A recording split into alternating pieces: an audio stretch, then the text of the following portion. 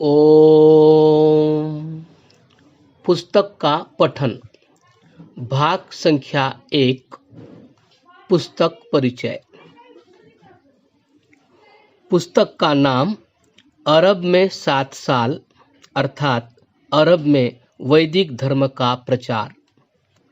लेखक पंडित रुचिराम आर्योपदेशक। पुस्तक लेखन काल सन 1938 ईस्वी।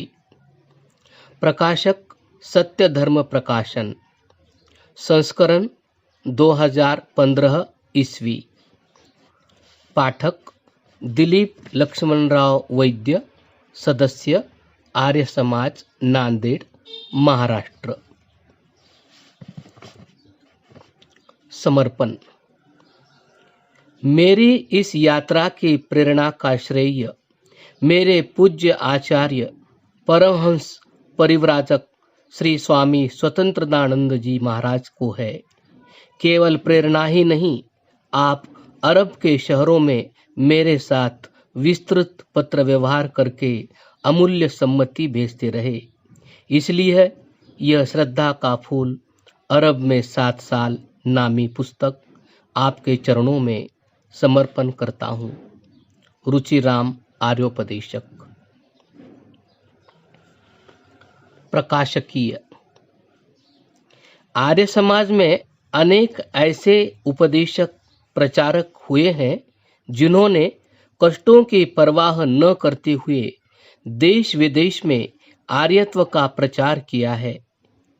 उनमें से एक प्रचारक थे श्री रुचिराम जी आर्योपदेशक। श्री रुचिराम जी ने आर्यत्व की भावना से ओतप्रोत होकर विदेश में प्रचार करने का निश्चय किया और उस निश्चय को पूरा भी किया। पाठक जानते हैं कि अरब देश मुसलमानों से आवासित देश है जो प्रायः धर्मांध होते हैं। उनमें दूसरे किसी धर्म का प्रचार कार्य करना जान हथेली पर लेकर चलना है। ऊपर से वहां का भौगोलिक वातावरण असुविधा और कष्टपूर्ण रहा है। ऐसी आपत्तिपूर्ण और कष्ट भरी परिस्थितियां होते हुए भी श्री रुचिराम जी ने वहां की भूमि पर प्रचार कार्य किया। ऐसे ही दीवाने प्रचारकों के लिए किसी कवि ने ये पंक्तियां लिखी थी। आएंगे खत अरब से, उनमें लिखा ये होगा, गुरुकुल का ब्रह्मचारी हलचल मचा रहा है। श्री रुचिराम से गुरुकुल के ब्रह्मचारी भले ही न रहे हो, किंतु गुरुकुल परंपरा के संस्थापक आचार्य दयानंद सरस्वती के तो शिष्य थे ही। यह पुस्तक जहाँ श्री रुचिराम जी के अथक परिश्रमों की हमें जानकारी देगी, वहीं भावी उपदेशकों का मार्गदर्शन भी करेगी। आचार्य सत्यानंद नैष्ठिक। आर्य मित्रों से। ऐसे समय में जबकि आर्य समाज का डंका देश के कोने कोने में बज रहा है और हिंदू मात्र इसके अधिकाधिक प्रचार की आवश्यकता अनुभव कर रहा है, हमें उचित है कि विदेशों में भी इसके प्रचार की ओर ध्यान दें। मैंने 7 वर्ष पैदल चलकर अरब में वैदिक धर्म का प्रचार किया और कई एक स्थानों पर आर्य समाज स्थापित की। इस लंबे प्रचार के बाद मैं कह सकता हूं कि आर्य समाज के प्रचार के लिए अरब और अन्य इस्लामी देशों में एक विस्तृत क्षेत्र विद्यमान है। इस पुस्तक में मैंने बतलाया है कि हम किस प्रकार अरब आदि देशों में प्रचार कर सकते हैं और वहां जाने आने के मार्ग कौन कौन से हैं। मैंने जो कुछ प्रचार वहां किया है उसे केवल अंकुर स्वरूप ही समझना चाहिए। मैं अरब के किसी एक शहर में बैठकर प्रचार करना नहीं चाहता था। मेरी यात्रा का अभिप्राय केवल यह देखना था कि हम किस प्रकार अरब की भूमि में वैदिक धर्म का प्रचार कर सकते हैं।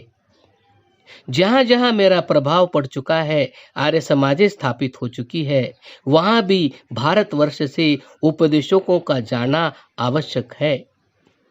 अब आर्य पुरुषों और स्वभावों का धर्म है कि वे अरब में प्रचार के कार्य में मेरा हाथ बटावें।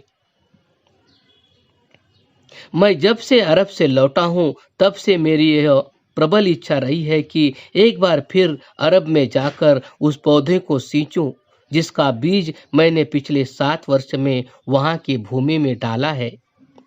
इधर पिछले कई मास के अनुभव से मुझे ज्ञात हुआ है कि यदि मैं इस कार्य में सहायता के लिए किसी व्यक्ति विशेष अथवा सभा पर निर्भर रहा तो मेरी यह इच्छा न जाने कब पूर्ण हो।